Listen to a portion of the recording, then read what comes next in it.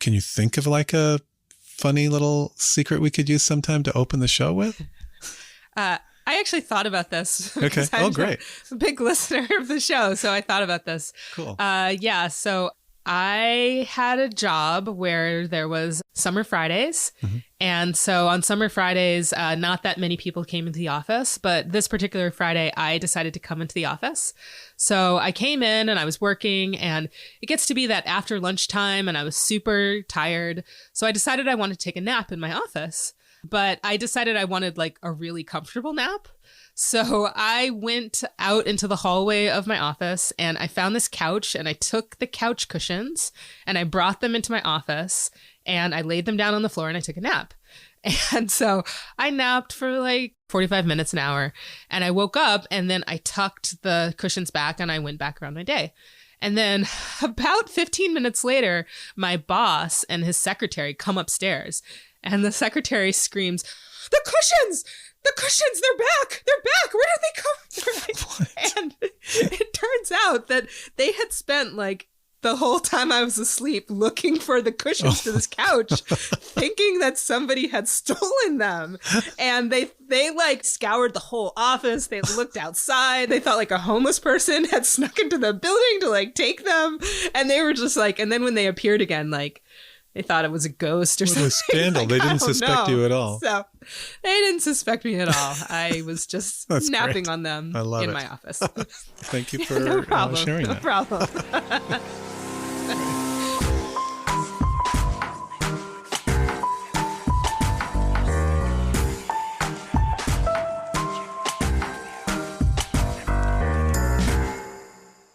Today's episode contains a couple scenes that describe sexual assault. My guest handles the events with some humor. You should decide if this episode is right for you. I've never seen like a soldier in action before. And so I wasn't really prepared for just like the sheer physicality he suddenly snapped into. Today, a woman tells me about her youthful sojourn in Tel Aviv. Wow, what a life. Yeah, it was really weird. Yeah. But weird hardly captures what she saw. I walked into the kitchen and the bar owner, Ari, was just beating the living shit out of some poor soul. Good Lord. The people she met. And it turns out Yosef is super into artificial intelligence. And I was like, what the what? Or what she experienced. So there was one night where a knife fight broke out in my section. It's a tale of flight, danger, inner turmoil, and yes, love of a sort. He'll protect me from anything, and he can. Right. And he's ferocious. He's fierce, you know? Yeah. Today, The Secret Room presents It Happened in Tel Aviv. Hi, my name is Marie. My secret is a bad decision I made one night when I was a 21-year-old dipshit working at a bar in Tel Aviv, and it had terrible consequences. It happened 20 years ago, Ben, and I'm ready to tell the story. I'm Ben Ham. Hi, Marie. Welcome to The Secret Room. Hi, I'm Ben. Thanks for having me. Great to have you here. It's great to be here. So your secret took place several years ago in a city far, far away, right? Yes, it did. Once upon a time, far, far away. Yeah. Can you tell me where and when? So this was in Tel Aviv, Israel, and it was in 2001. The backdrop of the story is the Second Intifada and 9/11. Oddly, I arrived in Tel Aviv on September 10th, 2001, which was very surreal. The day before 9/11. The day before 9/11, yeah. And the Second Intifada, of course, is a Palestinian uprising against Israel. Absolutely. And that was like 2000 for a few years. Yep. And so you were there a year into that. Yes, I was, yeah. Before you found yourself in Tel Aviv, what were you doing in the U.S.? What were you up to? Studying? Yeah, I was studying. I was in med school, actually. I was studying neuroscience and artificial intelligence back before it was cool. And I studied with, we didn't have machine learning back then. No, it was artificial neural networks, and I was kind of passionate about it. Well, we didn't even have iPhones then. No, we did not have iPhones. If we'd had iPhones, then my whole story might not have ever happened. Right. Well, okay, interesting. So, yeah, tell me some more about your studies. I think like a lot of people who have interesting, chaotic stories, I came from an interesting, chaotic childhood with just lots of death and trauma and abuse and terror. And it's actually kind of, it's almost run of the mill for some of your storytellers. Oh gosh. But the thing is that the chaos, that what they call the chaotic childhood, it's kind of a euphemism, but I was really good at it. I was really good at hiding problems from those around me. And I was really good at school, and I was excelled at my studies. And I actually got into med school when I was 17. And was your plan to be a doctor? Yeah, my plan was to be a doctor and a neuroscientist. I kind of had that path all laid out for me when I entered college. But then something happened. You made a decision to go to Tel Aviv. Was that for study abroad? No, decision is such an interesting word to use. Okay. Why on earth did you decide to go to Tel Aviv? The answer is I didn't decide. Turns out for people who are really good at chaos, sometimes folks like that are really bad at safety and predictability. And, the utter normality of my dorm room and my life there, it turned out to be incredibly stressful. I didn't have any conception of what was happening, but I basically had a kind of meltdown. The transition from adolescence to adulthood doesn't always go great, and mine did not go well. And I had basically a full life meltdown, stopped going to class, kind of got to the point where it was becoming difficult to hide how much distress I was in. And so I just fled the country, basically, is what happened. Yeah. I know your story is not about that part in your life. Yeah. But since you brought it up. Sure. Yeah. Can you tell me what the stress was in your life? Yeah. Well, I belong to a club that I call the Crazy Moms Club. And I like to think of it like a bingo card where every square has something in it like, have you ever picked your mom up off of the floor? Like, have you ever called 911 on your mom? And you have to cross off all of them. And I think if you get a line of 5 in a row, your prize is crippling intimacy issues for decades to come. So I think having a very, very mentally ill mother, and my father was shot and killed when I was very young. Gosh. Yeah, so I just didn't have safety, predictability, and regularity in my home, and And so hijinks ensued, and you decided to seek some level of chaos just in another country. Yeah, and I wasn't aiming for Israel at all. Okay, I was aiming for St. Petersburg because I'd been studying Russian. But you know how it is when you're a kid and you're traveling through Europe and you get sidetracked and you meet people and you go where they're going. How did you end up leaving school for this trip? In the dark of night. It was a drop the mic and walk out kind of situation. I didn't tell anyone. Really? You just left everything behind? I just left everything. I just dropped and ran. I was in a mental meltdown. Friends, family, adios. Exactly. Yeah. You just got a plane ticket and a Eurail pass and you were like, I'm heading to Europe? Yeah, that's basically it. Okay. And, I landed in Prague and I was headed to St. Petersburg, but I met some other kids who were heading to Israel. And I fell in with the wrong sort of crowd. Wow, amazing. And so the wrong crowd, those were the other kids that you met up with? The people who were traveling to Israel during an intifada were often people who were fleeing various sorts of things. And so there were a lot of people who had overstayed their visas, who were fleeing minor charges back home. And, the travelers that were in that set were a pretty seedy sort. And I was one of them. So I was fleeing too. And so what exactly was appealing about going to Israel at this particular moment in time? Well, I was almost out of money, and the people I was traveling with assured me that it was really cheap right now, which makes sense because of the whole, war zone thing. Right. So you made a calculation that the danger was worth the savings. Calculations were not in my mindset at that time. I had friends, they were going somewhere, I went with them. That's about as much logic as there was to my decision making back then. I got it. All right. Yeah.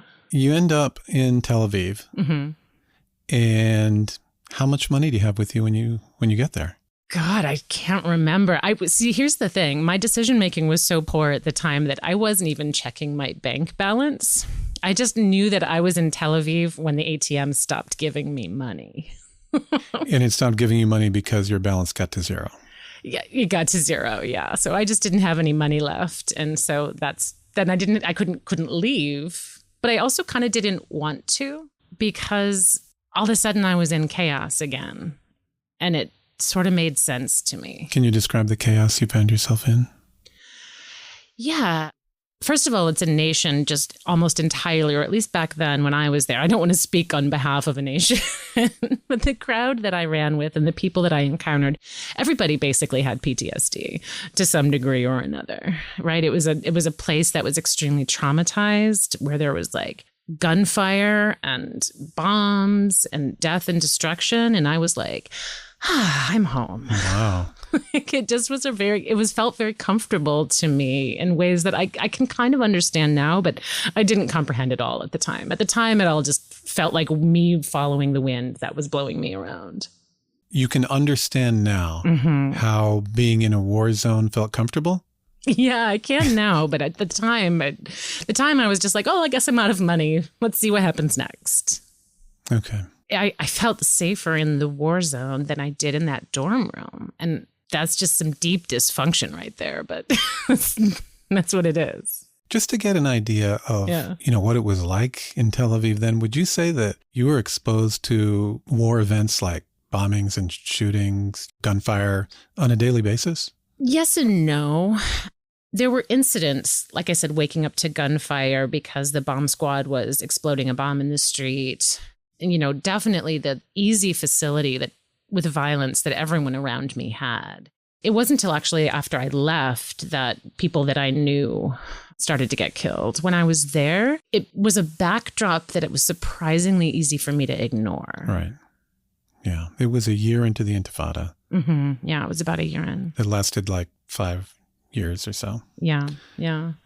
Okay. So, gosh. Okay. So, back to that ATM. Yeah. Okay. Right? Back to the ATM. Yeah. It's coming up zero. And you're like, well, that must have been a wake up moment for you when your card comes back with zero. Okay. You would think. Okay. But it was not. No, you would think it would be a wake up moment, but not exactly. Okay. So you're a survivor. Had you been working up until that point, or was this a point where you said, well, I got to find a way to get some money? Yeah, that was exactly it. I was like, I got to find a way to get some money. Okay. And I didn't really know exactly how to go about it. All right. So, but ultimately you did. So what steps did you take, to rectify this situation? Well, the first thing that I did was I started doing day labor, and like that sort of semi-legal labor work. We have that in this country, but it was a lot more common over there at that time. So is that like, laying bricks or... Yeah, it was. Sometimes I was cleaning up after a bombing. Oh, sometimes it was really variable. Actually, it was just like you'll see crowds of dudes hanging out in front of Home Depot, and a truck will pull up and load a bunch of them in and take them to a site. It was just like that. Okay, and so you're navigating a foreign city, and you found yourself in a place where you didn't speak Hebrew. No, I didn't speak a word of Hebrew. Yeah. So how did you figure out where to go? How to get paid, all these kinds of things that are just second nature in, the country you grew up in.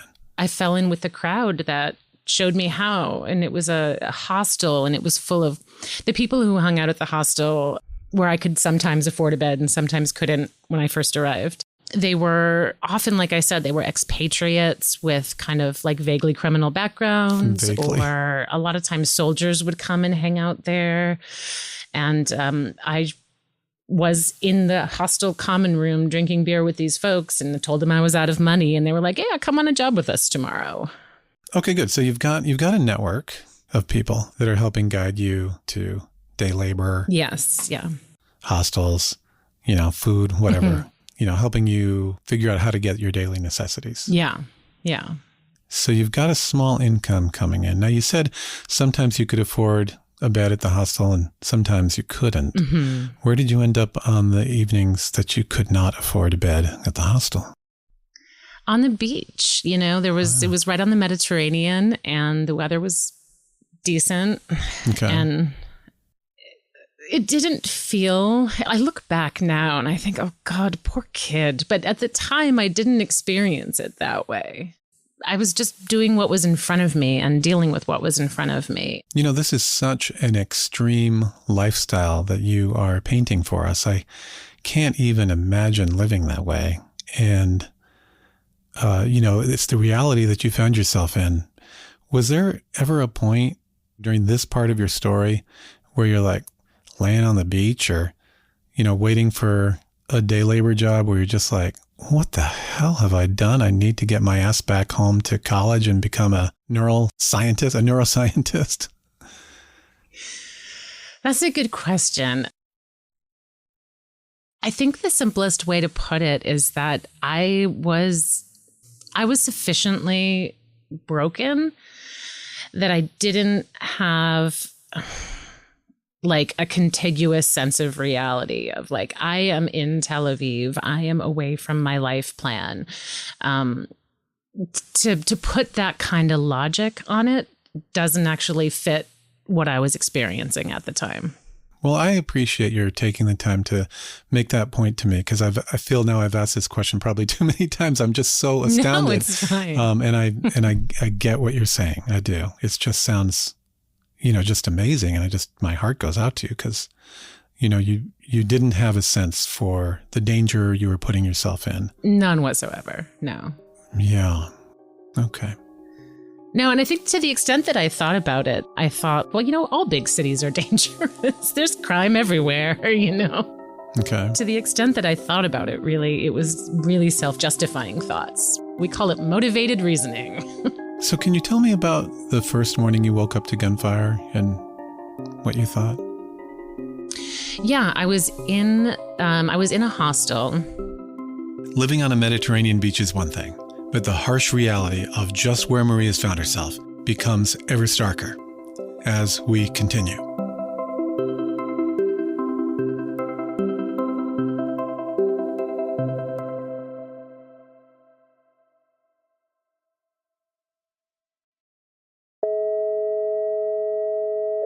Marie opens the second chapter of It Happened in Tel Aviv, telling us about the first time she woke to gunfire. Yeah, I was in a hostel, and I found out later that, again, like I said before, the bomb squad was exploding a vehicle in the middle of the street. And what they do is they kind of clear the block and then they just shoot at it. And I experienced this a number of times, some more comical than others. But in this case, I had never experienced warfare and organized crime life and all of the other kinds of violence that I was exposed to. So I just about hit the roof. I woke up in a panic and I ran out of my room down to the hostel common room, and everyone was just sitting there watching TV. And I was like, oh, and that experience kind of normalized it for me. Like nobody blinked an eye. They were like, what? Oh yeah, no, stupid bomb scare. It's probably nothing. Wow. I'm like, okay. All right. Automatic gunfire is just part of your life. Gosh. Guess it's part of mine now too. Yeah. So people weren't ducking, worrying that maybe a stray bullet might come in. Not at all. Huh. Nope. Nobody changed their behavior whatsoever. That's amazing. Yeah. It's amazing to talk about now, but it was like a childlike quality. You know how like a 2-year-old child just accepts what's going on around them and like, oh, this is reality now. This is what reality is like. It was sort of like that I just took it all in and adjusted my expectations according to what other people around me were doing. Well, humans have an amazing capacity to adapt to the environment they're in. And I think they really do. I think this is an extreme example of that. Yeah. Make do with what you have. I know. And I don't want to make it more extreme than it was. It's not like I was on the front lines of the conflict and was witnessing death every day. It wasn't like that. I was in a city that was really violent. I appreciate that contrast to your job, but I also don't want to diminish, the dangerous environment you were in. Oh, but diminishing my experiences is what I do best. You're denying me one of my great talents. That's good. So what was it like being a woman in this environment? Oh, God, it was so surreal. One of the things that people notice about me right away in this country is that I am like gargantuan. I'm almost 6 feet tall. I am kind of built like a linebacker. And people look at me and they see a large person here. But they didn't exactly go to that right away in the Middle East because the mental image of a female is meek and small and malleable. That mental image was so much more powerful than the evidence of the census that I have a strong body, that people often perceived me as really, really weak. And it got in the way sometimes when I was trying to get day labor jobs early on, because, they would see a female. And when they would take me on the jobs, they would almost do it like it was funny. And were then just completely shocked when I could lift heavy objects and move a refrigerator with my legs. Wow. And they were just like, blink, blink, blink. Like, how do I integrate all of this together? But you are female. And you'd think it wouldn't be so extreme in a country where all of the young women are soldiers too. But it really was. People underestimated my sheer physicality all the time. Did you experience any violence against yourself at this point in the story? It depends on how you define it. I'm sure. So I hadn't gotten picked up for a job for a few days one time, and I ended up, through a series of bad decisions, going out to dinner with someone just because I was really hungry. Honestly, it's the only reason I did it. Halfway through the meal, my logic came back online, and I started to realize, oh man, he's going to expect the sexes. Shit. And I was like, oh my God, how am I going to get out of this situation? And so, afterwards I was, he was walking me back to the hostel, and we were walking on the beach, and he clearly decided now was the time. And he grabbed my arm to kind of throw me to the sand in a manly fashion. But again, he didn't perceive that I had 40 pounds on him, right? So, he grabs my arm and then nothing happens. And so then there's this whole new situation where I felt when a kid is trying to wrestle with you and you're holding their forehead and their arms are just swinging under your arm, trying to get at you. And it kind of felt like that. You're just doing this terribly. That's the only time in my life, I was just standing there while he was just tugging on my arm, and the whole thing just felt so ridiculous to me that I actually just popped him in the nose and ran away. And he was so shocked. I don't think I effectively punched because I didn't know how to punch, but he was so shocked that a female person was punching him that I think he just kind of dropped his grip on me, and I just fled. I just ran back to the hostel. And it was kind of interesting afterwards. I was in the hostel common room, and I was telling a bunch of the guys there that I knew what had happened, and they just were roaring with laughter. Did he ever come around again? He was in from out of town, and there was this phenomenon that would happen in some of the small towns that were extremely conservative.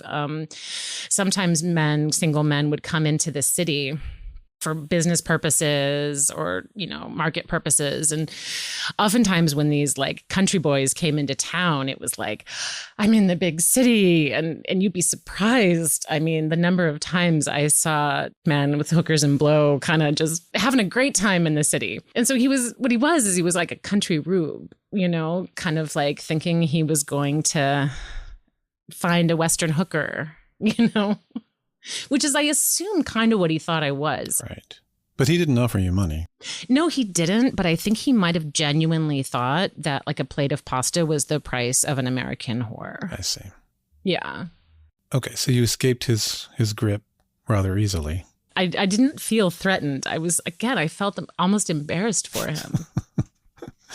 I really did.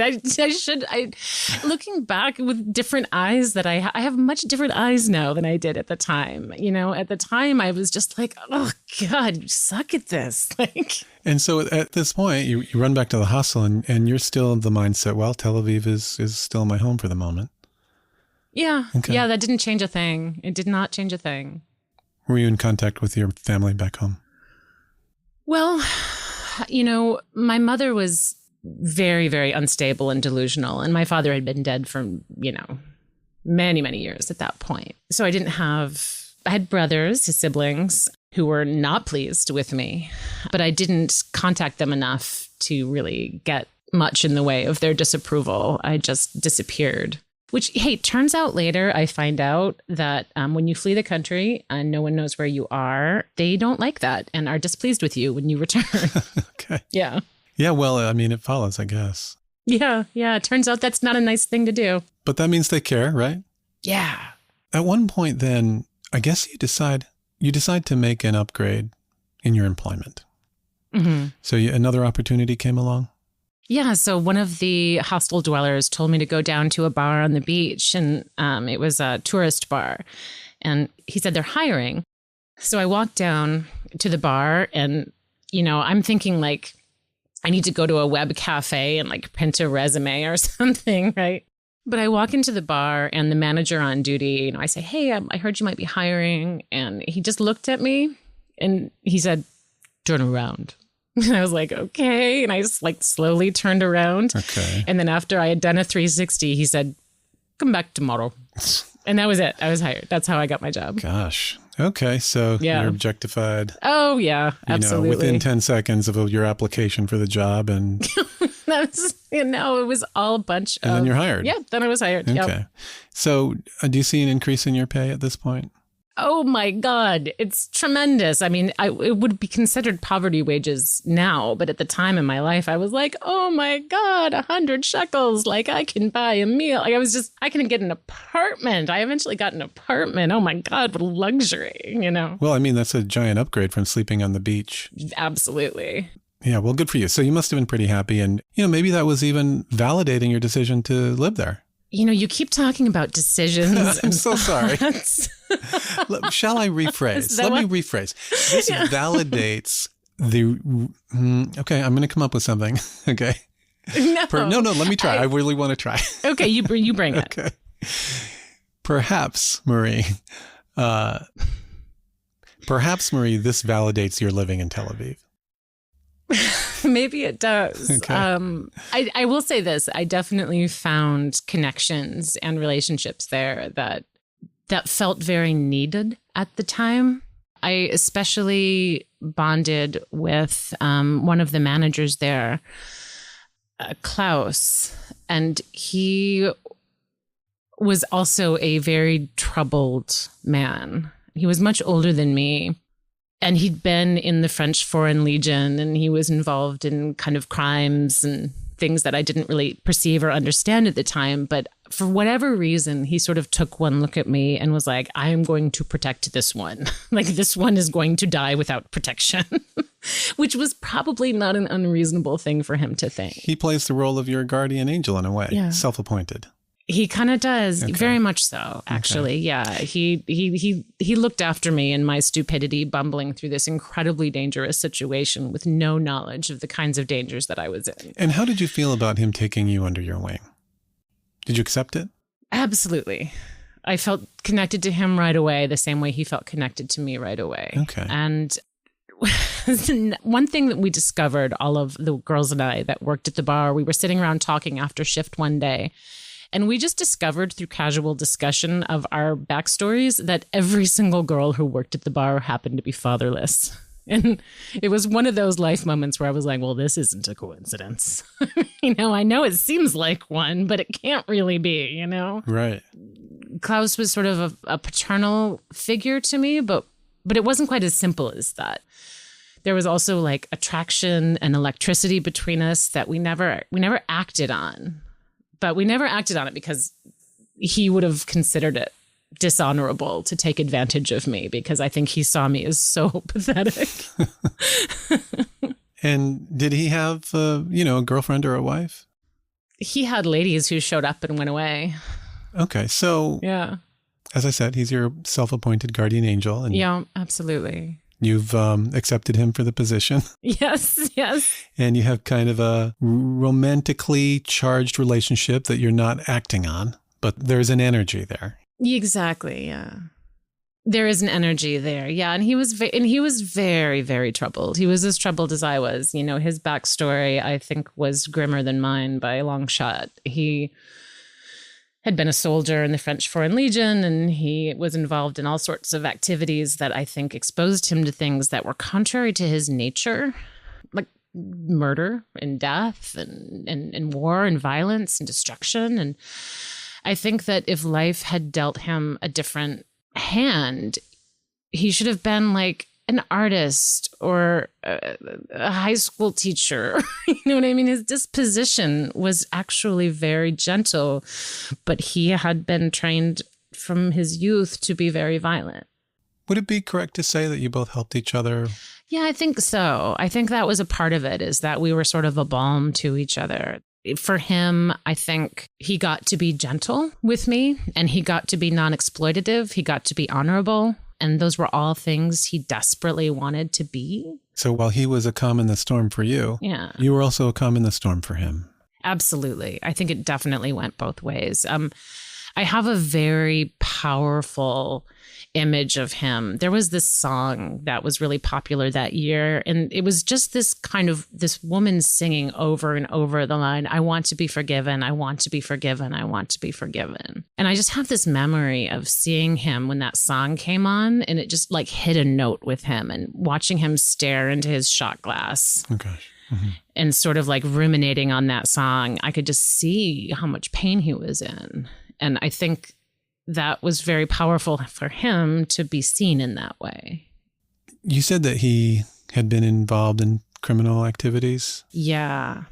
And what kinds of things, was he up to? I mean, he had a job at the bar, but I guess he was supplementing his income. It's more that the bar itself was sort of a criminal enterprise. How so? Well, I came to understand this by degrees. There was one day when I was carrying a tray of empty glasses into the kitchen, and I walked into the kitchen, and the bar owner, Ari, was just beating the living shit out of some poor soul. Good Lord. Somebody who worked there?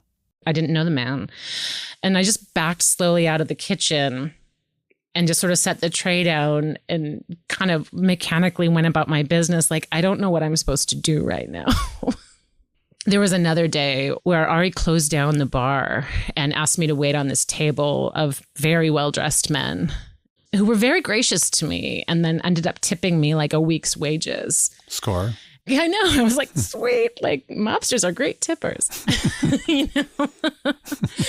But again, I was so oblivious. I was so young and so stupid. And there are so many things that I only came to understand later. I was like, oh, when those police would come and take money, that was payment for whatever grift was going on. And okay, like I understand now. Okay, I'm getting it. So there's a lot going on at this bar. Oh, there was. Yeah, I was just swimming through it at the time without really understanding it. You saw a policeman on the take there taking money for whatever. Oh, yeah, absolutely. Absolutely. They weren't too clandestine about it. No. You're witnessing it. Well, I think the government had other things to think about. And organized crime there at that time, it was just business. The actual official government was focused on the war. What a life. Yeah, it was really weird. Yeah. Tell me about the time that Klaus came to your rescue. Oh. Whew. Yeah, I don't know if rescue is exactly what I would call it. Okay. But we'll find out. Let's see what you think. Okay, let's see. Also ahead, a surprise visit changes the trajectory of Marie's life. Stay with me.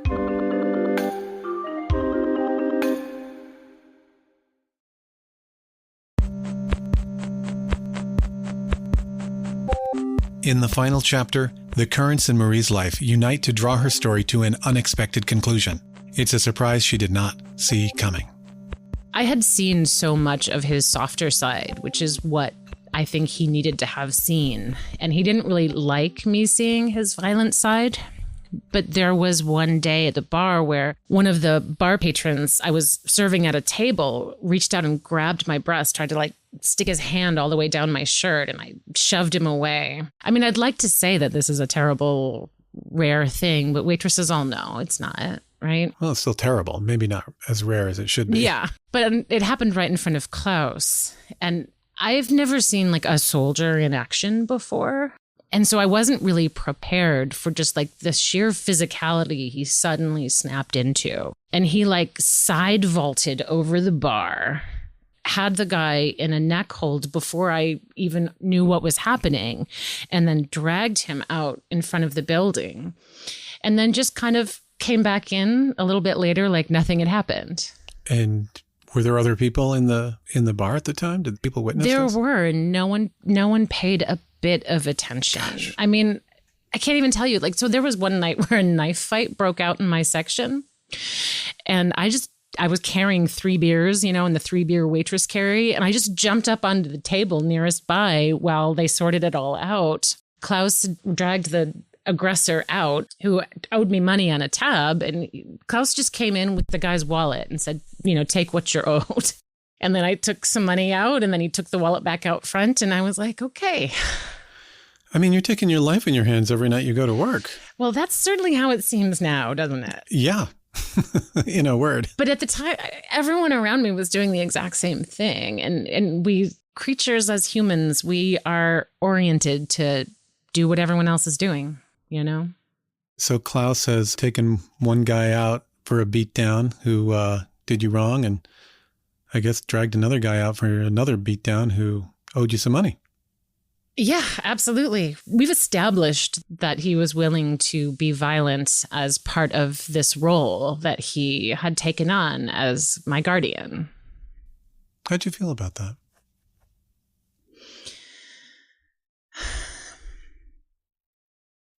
I think at the time, I was so drawn to being protected that sense of comfort overwhelmed any other qualm I might have had about what was going on. This was half my life ago, and now I look back with horror at some of this. But at the time, I was just like, I'm in chaos. I'm good at chaos. I've never really been protected. I have a protector. And the whole thing was just satisfying some like need in my psyche. I would think it would be very comforting. It was extremely comforting. And even the violence in its way was comforting, because I was like, he'll protect me from anything, and he can. Right. And he's ferocious. He's fierce, So at this point in your story, you've left the chaos of home in the United States, looking for something that was more comfortable for you. In Europe, you find yourself in Tel Aviv during the Second Intifada. Mm-hmm. There's violence around you. You've had some pretty hard jobs. Yeah. You found some level of safety and comfort in a friendship, and some normalcy in that you have a regular job and a paycheck that will give you the basic necessities of life. Yeah. And I think, Marie, we've now come to the night that is your secret. Yeah. So there's a barfly, right? Yes. That is a regular at the bar. Yes, Ben, there was. And what was his name? His name was Yosef. Yosef was a type that I think is familiar to anyone who has worked in the bar and restaurant industry. He was the barfly, aging alcoholic, came in just about every night and drank all night long and stumbled home late. Just every single day. Yosef was an Israeli, and he was just kind of a weather-beaten older man, probably in his 60s. Kind of a harmless dude. Yeah, like a harmless dude, I think we were the closest things to friends he had. I think that's why he came every single night. Did he have a job that you knew of? I think he had a day job, and he came after work and he drank until bedtime every single day. And I think he had pretty young girls who were sweet to him and brought him things and teased him and were friendly. Yeah, it was his social life. That was his social life. Yeah, that was his reality. And I think at least, and I don't know if I can speak for all of the girls, but I thought of him kind of like Santa Claus, He was just this jolly older man with a red nose, like a drunken Santa Claus, kind of, sort of just a benevolent spirit. Okay, your heart went out to him a little bit. Yeah, absolutely. You're kind of comfortable with his presence there. You get used to him because he's there all the time. Exactly. Did you talk to him much? I talked to him when it was slow and when it was quiet. we just talked about this and that and the other. But there was this one night when he said something, he made some comment, and I followed up. And it turns out Yosef is super into artificial intelligence. And I was like, what the what? I hadn't had a conversation about my field of study since I left school. Whoa, hold on. This is your field of study. I know. At the criminal bar. I know, right? And right? I was surrounded by soldiers and gangsters and all this craziness. And he's like talking to me about this something from my old life, you know? Wow. Yeah. And he had no idea that this would strike a chord with you. No, not at all. Not until I started grilling him about it. Okay. And then we started like nattering to each other and arguing with each other. And, you know, we had very different opinions about kind of black box AI. And we started arguing about Marvin Minsky, right? Okay. One of the fathers of computer science. Yes. And when it came to artificial intelligence, I was very anti-Minsky and he was very pro-Minsky. But I hadn't read one of Minsky's books from the 80s. So Yosef kind of just like slaps his hand on the bar and he's like, well, you have to read it. I have a copy at my apartment and I'm going to insist that you read it, you know? Okay. What time do you get off work? Wow. What a come on. This is a way to get a girl to your house. No. And it's funny. I can't even express to you how deeply I saw him as a non-sexual being at the time. Sure. No, I totally get it. He's Santa Claus. He's Santa Claus. He's 3 times my age, you know? Yeah. And again, there was this lure of, oh, God, there's not a computer science section at the only English language bookstore in my neighborhood, right? It's not like these books are easy to come by. And again, I don't know, it was like this siren song. I was like, oh my God, I'm going to read a Minsky book. It's like old times. Yeah, I get it. I mean, you're connecting on an intellectual plane that you excel at, that you have not been able to exercise. Yeah. I was really good at it too. I was doing some papers back then that I look back and they would have been publishable if I'd been sane enough to try and publish them, you know? Okay, so he lays down this offer, like, come on over to my pad and we'll read Minsky together. Yeah. Were alarm bells going off in Marie's brain, or were you just like, yeah, let's go? So stupid now. But every woman knows about this. Looking back and going, why the fuck did I do that? What the fuck was I thinking? You know, because every woman has to learn that you can't do stuff like that. Okay, right? So I take it this is a learning moment for you. This was very much a learning moment for me. So we walk back to his apartment and we walk up and go inside. And I don't even wait for him to show me around. I just like make a beeline for his bookshelf. And I'm like, oh my God, blah, blah, blah, blah, blah. And I am just scanning through the books, talking about them. And I find the Minsky book and I grab it. And then I turn around and Yosef has gotten naked. You turn around and he's buck naked. He got naked. He is buck naked. And I could just see his penis poking out from under his belly. Oh my gosh. And I was sort of transfixed by it for a second. Okay. Like, oh my God, what is happening? And I think I have this curiosity about what Yosef's life was like when he was young, that he thought like the first move you make with a lady is to just take naked. off all your clothes. Get naked. Right. So he hadn't whispered sweet nothings to you. No. Hadn't bought you a drink at the bar. No. He hadn't even tried to give you a peck on the cheek. Nope. Just drop trowel. Just naked. Okay. Here I am. Yeah, I'm just naked. Okay. Just here I am. Wow. But it makes a little more sense if you realize what I realized, which is at that moment I was like, oh, he is drunk. Right? He is drunk. And I didn't realize how drunk he was. I want to ask you a question. So we're laughing about this, right? Do we call this assault?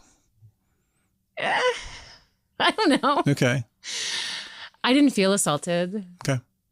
I think sexual misconduct, shall we call it.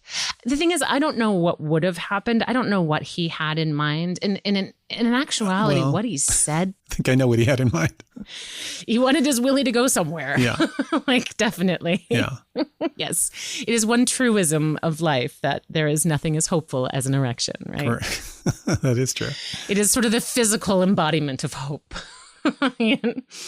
So, and I think at the time what he said, as he kind of lurched in my direction, was, I love you. I think I love you. And I was like, what? Like, sweet nothings after your penis is out? Like, so I just kind of like hopped to the side out of his way, and I ran just out of the apartment and down. You know, running away is a theme I'm discovering in my stories about that time. Yeah. So you didn't have to pop Yosef in the nose? No, he never had the agility to make physical contact with me at all. Okay, good. Now, on the scale of bad things in my life, Yosef does not rate.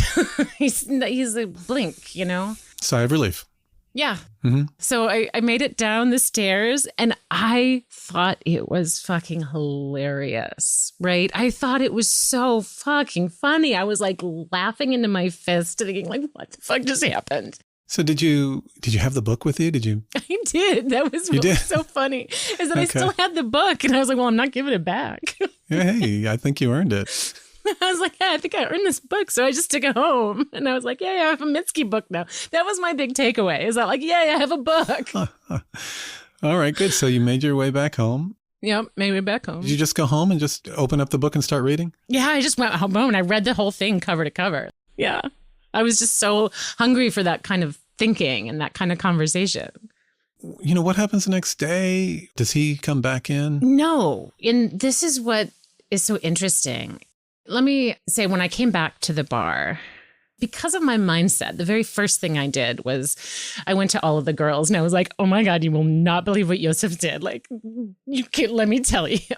And they were all just like, oh, shock, horror, you know? And that was the last time I ever saw Yosef. He never came back again. So you're thinking at that point, gee, you know, he's embarrassed. Whatever, you know, he can't face you again after this humiliating evening. I think so. Yeah. So he's just feeling humiliated. He doesn't come back.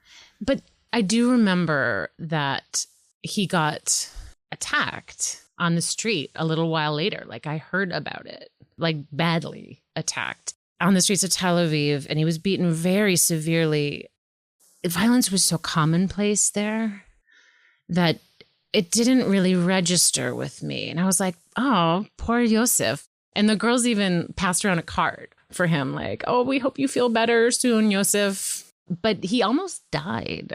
And I remember hearing people talking about him, like he didn't regain consciousness for a while and having to get MRIs. Oh my God. Like, but you never heard ultimately what his health was after that attack? No, I didn't. I never talked to him again, you know. And so how much longer are you in Tel Aviv at this point? Probably another 4 or 5 months or so, maybe. It was actually the day that I left Tel Aviv that Klaus finally kissed me, putting me on a plane. And we just kissed one time.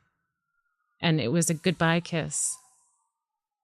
There was just some acknowledgement. Yeah, exactly. Did it feel terribly bittersweet? Yeah, it was bittersweet, but it was exciting, and it was beautiful, and it was terribly sad. Did you feel that you'd missed out on something? No. You know, do you feel like you should have had a relationship with him? No. And, you know, I totally would have. You know, I totally would have if he had initiated. But there was something very powerful in the fact that he didn't. Sounds to me like that's what you needed. It's what I needed. Absolutely. I spent so much time, you know. Sometimes as a young woman, it feels like you're just fending off people trying to stick things in you. And you're like, you know, just having someone who doesn't try was actually precious. It was more precious to me than if we had consummated, I think. What a beautiful relationship. It was an incredibly beautiful relationship. I'm sure you look back on it fondly. I do. You're not in touch with him these days, are you? No. exchanged emails for a while, but the language barrier made that surprisingly difficult way to communicate. And, there was no texting, there was no video chat. It just sort of faded away. We couldn't really connect over email the way that we had. It didn't mean the same thing. So 5 months passed. Mm-hmm. What was it that made you come to I'm going to assume this is now a decision. Yeah. Come to the decision to leave and go back home? My oldest friend and my first boyfriend back in the States came and got me. Oh, they came and got you? Yeah, came and got me. He was like, you're going home. Wow. This is like an intervention of the hugest kind. Yeah, it was an intervention. It was like 1 year in a war zone is enough, young lady. You're coming home. Wow. So you were there a solid 12 months, huh? Yeah, yeah. What a year. What a fucking year, It was my oldest friend, my first boyfriend from high school, actually. Did you know that he was coming to get you? No. He showed up on my birthday. How did he find you? I'd been in touch with him enough and been sharing my adventures with him much more than with my family, because my family situation was a lot more fraught. And he was a kind of universally positive friend and connection, and someone that I loved very, very dearly. So I felt a little more free to I didn't feel as angsty sharing with him my adventures. This is amazing. And so your ex-high school boyfriend, who you're still friends with, shows up in Tel Aviv at work on your birthday. On my birthday. Did he plan that? Yes, yeah. Your mouth must have just been agape, jaw on the floor. You probably just couldn't believe it was him when he shows up.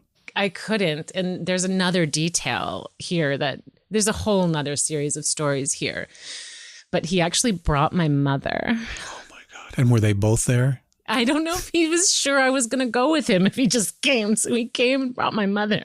But your mom is broken and desperate and not a great caretaker, but she made this trip to save you also. Yeah. So my mother's a complicated figure, right? She was crazy, but she loved me passionately, very, very much. I can't even imagine. But was very, very broken. Wow. Herself. What time of day is it when they show up? I was starting evening shift. So it was probably like 4 or 5 in the afternoon, early evening. And they were like, surprise! Happy birthday.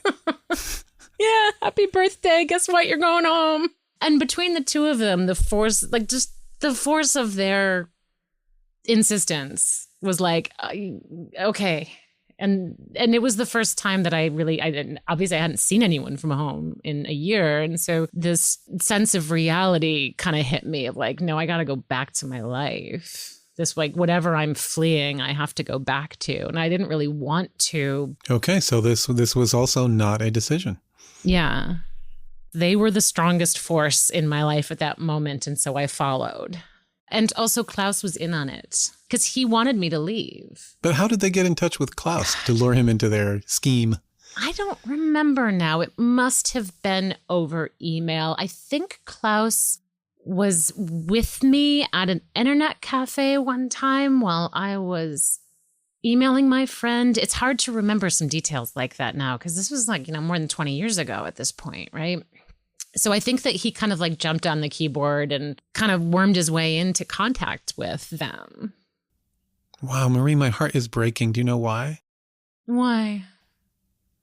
Because this is such a love story. I mean, Klaus loved you enough to let you go.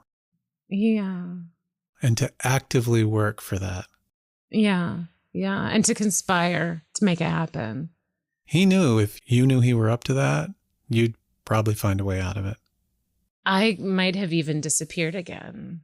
Exactly. And he knew me well enough to know that. Wow. I am just so touched at his selflessness. Yeah. Yeah. How long were your mother and your ex-boyfriend in town for? Did you, take them to the beach and show them around? Yeah, I did. I took him, showed him the sights. Like, what do you do when you got people in from out of town? Right. We did like the Holy Land trip. Gosh. Which, a lot of it was shut off. You can go everywhere because of the war, but we, Okay. We kind of did the tourist thing for like a week. Goodness gracious. Okay, great. I know. Amazing. Okay, so they already had a ticket for you? Yeah, yeah. All right. So you knew your date that you were going to leave. The whole thing was planned. So they airlifted you out of Tel Aviv. They did. They airlifted me out of Tel Aviv with an assist from my ferocious protector on the ground. From Klaus. Yeah. And there's still more story. There is. So you find yourself on the plane. Yeah. You have a goodbye embrace and kiss with Klaus. Mm-hmm. And it was a very powerful, like, act of love for them to come and get me, too. Like, you know, it was... Oh, very. Getting into the country wasn't, like, super easy and fun at the time. Like, they were not encouraging people to come be tourists. Do they have to arrange this with the State Department? No, because travel was never banned. But, you know, they had to go through the LL desperate security measures, and you know that people are almost disbelieving when you land. Like, what are you doing here? What are you doing here? Like, Yeah. why are you, you know, naive shiksa? Like, what the fuck are you doing here? We're on a rescue mission. Here. We're on a rescue mission. Yeah, you know, exactly. Right. Yeah, right, exactly. We're on a rescue mission. So we're at the airport. You get on the plane. How does it feel, you know, sitting down in that airplane with your mother and your ex-boyfriend who have come to rescue you? I mean, are you overjoyed? Are you shameful? You know, what are your emotions? Well, it's kind of hard to articulate. It turns out like going to live in a war zone doesn't like fix your mental illness. Okay. So Do it tell. doesn't like make it all better. But I did come to like really understand over the years what Klaus had done for me. And I came to see a lot of his actions differently as well. Give me an example. Well, there was one night, like probably sometime in my 30s, I think. It took me this long to realize I was sitting with a girlfriend. And something we ladies do sometimes is we drink wine and we share the sexual harassment stories of our youth. And I told the story of Yosef just the way I told it to you. Like, it was so fucking funny, like, you know, giggling. And my girlfriend asked me, she said, well, did you give him back the book? Good question. And I was like, no, I never saw him again. And I started to explain. And I was like, no, you know, actually, yeah, no, he got beaten. And as I was talking, it felt like there was like this row of dominoes lined up in my head, right? And they just started to tip one after another. And I was like, he got beaten badly. Okay. And I had this memory come back to me of the day that I went back to the bar and told the girls my story. And I remember Klaus coming up to me and just like almost rough, much more than he'd ever been with me, kind of grabbing my arm and saying, I heard the girls talking. That thing with Yosef, is that true? Oh my God. And I was like, oh, Klaus, yes, but don't be like, it's not, if he was silly, you know, he was drunk. I was not in any danger. Everything is fine. Like, I swear, I promise, like, cross my heart and hope to die. Like, everything's fine. You don't need to worry. We know what Klaus is capable of. Well, that's just it, right? And he just kind of like nodded his head and he just turned on his heel and he walked away. And he and I never spoke of it again. But as I was telling the story all these years later, I thought to myself, like, oh my fucking God. Klaus did that to Yosef. Wow. Because of me. Wow. He's beating everybody that crosses your path, man. I know. And I was just, and I was horrified, A, that it happened, B, that I didn't realize. Yeah. I mean, Yosef almost died. Gosh. Because of me, is sort of how it felt. I mean, okay, so let's explore that a little bit. And may I say, Klaus, such a complicated character. It's, you know, capable of such violence and such tenderness. I know. But so you said, yeah. Possibly you said it with a little question mark at the end, but I want to ask you, you said that Yosef almost died because of you. Yeah. And is that how you feel, that it was because of you? I don't know. I mean, it's one of those situations that all these years later, it's hard to know how to feel. Yeah. But that's what my initial reaction was like, oh my God, I should have kept my mouth shut. Like, how stupid was I? I should have. Well, maybe he should have kept his clothes on. Well, yeah, that's the other part of it. Yeah. Maybe he should have kept his clothes on. This is the thing, is that something that, I understand much better now is that Ari must have been a pretty powerful man based on everything I saw. And it must have been a kind of a known thing that you don't fuck with his girls, right? In a very paternalistic way, not in a sexual way, right? Well, Ari's busy beating people too. Well, yeah, Ari's got his whole thing going on. He doesn't have time for a silly gaggle of girls who sling drinks at his bar.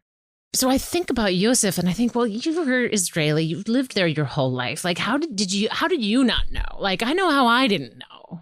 But how did you not know that you were crossing a major line, not just as like a person to another person, but like in the power structure surrounding you? Right. Well, he was drunk, like off his ass. He was drunk. And I don't think he'd ever had a conversation about science with a female-bodied person before, you know? He said, like, I love you. And I was like, that's not what's happening right now. But I think he, in his mind, was just whatever he was feeling was powerful enough for him to cast all that aside. That or he was just drunk, you know? I don't know. Is there a part of you that still feels it's your fault? Because I'm going to say it's not. Here's the part of it that I'm not proud of. Okay. When I went to tell my story to the other girls in the bar, on the one hand, there was an aspect of that was like, you know, everyone should know who to watch out for. You know, everyone should know who's prone to getting their penises out when they're doing this line of work. And so I should tell them. But I also was kind of making fun of him at the time because I thought it was so pathetic and so funny. That kind of hamming it up storytelling posture that I had when I was telling the girls what happened feels very childish and stupid in light of what happened to him. So I think it's the frivolity of my blithely walking through this world with no understanding of what was going on around me and no understanding of the consequences and not really making choices. And that's the part of it that I look back and think, like, I am so not proud of that girl. Well, I think we can safely say that the punishment outweighed the crime.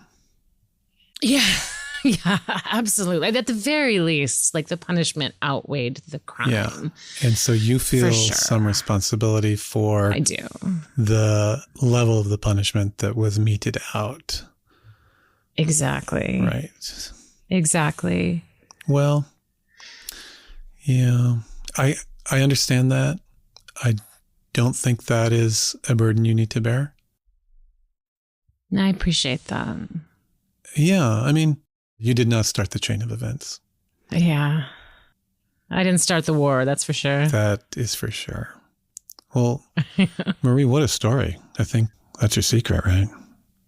Yeah, absolutely. That's my secret. Goodness gracious. Why did you want to tell your story today? I think I'm starting to think about myself and my life and telling my story a little differently than I have in the past. And I think part of that, honestly, is listening to your podcast and thinking about what value there is in stories. And I feel like these stories that I have of my encounters with masculinity in Tel Aviv are stories in which, to some extent or another, I triumphed over these events. You know, these events didn't touch me, and these men were not powerful over me. Even in just the physical way, I was coming into like the power of my adult female body in the sense that I was not vulnerable in the way that I had been. And that a lot of my vulnerability was in my mind. And that was a real shift. And I don't know if I ever could have made that shift if I hadn't grown to be 6 feet tall. I don't know how 5 foot tall women walk through this world. Like, people can pick them up, you know, like, it's terrible. Right. So there was this sense of, and to me, there's some value, and I'm hoping that folks can find some sense of recognition in that we're not as helpless necessarily as we feel.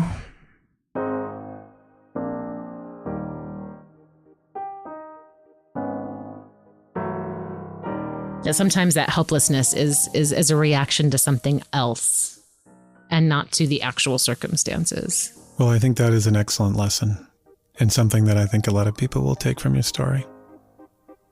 I hope so. Thank you so much for sharing it with us. Oh, thank you for listening to me. How could I not? Marie's story is one of triumph, one that took her on a journey not only to a dangerous foreign land, but through battles with mental health. She navigated treacherous waters with only her inner demons shining as her guiding light. And our self-described 21-year-old dipshit will be the first to admit that people will have different takes on her story.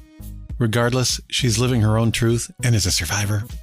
And she would be the first to say that her survival is thanks not only to her own inner strength, but also to the love of others. And Marie shared pictures. There's a place that you'll see there called Shuk Carmel, which is a market, and my apartment was right over top of that market. You'll want to see where Marie secured her apartment. I can pull up my Tel Aviv album. I think there's one I'm thinking of right now that's like Ari standing with all of the girls around him. Okay, great. I've got it right now. Yeah, I'll share this one with you, and you can see the kind of place it was. So yeah, I will send you some pictures from this album. Fantastic. And there's also a picture of Marie on the beach she called home. Exactly. Yeah. See Marie's story come to life right now on Instagram, Twitter, and Facebook at Secret Room Pod. On the next Secret Room Unlocked, Marie shares some candid thoughts about today's interview and tells me what she's up to today. Also, Ben's guest Rachel from our last episode, Was Any of It Real?, joins me for part 2 of her story. Hear how a real-world Drew entered her life and how she balanced him with the reckoning of the fake Drew she fell in love with years earlier. And keeping the catfish theme alive, Ben and I will share several catfish stories you all sent after hearing the episode. And I will even share my own catfish tale. The next Secret Room Unlocked drops in a week for members who support at patreon.com/secretroom. Do you have a pedantic secret to share? Well, consider all your options and then submit to the show at our website. Today's podcast was made by Susie Lark, Luna Patel, Alessandra Nigro, JB, the Street Secret team, and Marco. Our music is by Breakmaster Cylinder. It was produced in Cypress and Pearland, Texas. If you love The Secret Room, please support our sponsors. Check our website or the show notes in your podcast player for their generous offers. And we've come to the end of the podcast for today. Are you left wanting another taste? We'll be back in 2 weeks. Bring your fork, because you are going to want to devour it. See you then. This is The Secret Room, a podcast about the stories no one ever tells. I'm Ben Ham. And then we have this little sign-off we do at the end of the show. Yes, I know. I'm familiar. Oh, you're familiar? I've listened all the way to the end of more than one of your episodes. So you're the person who listens this far. Right? So here we go. Pot on, Marie. Pot on, Ben.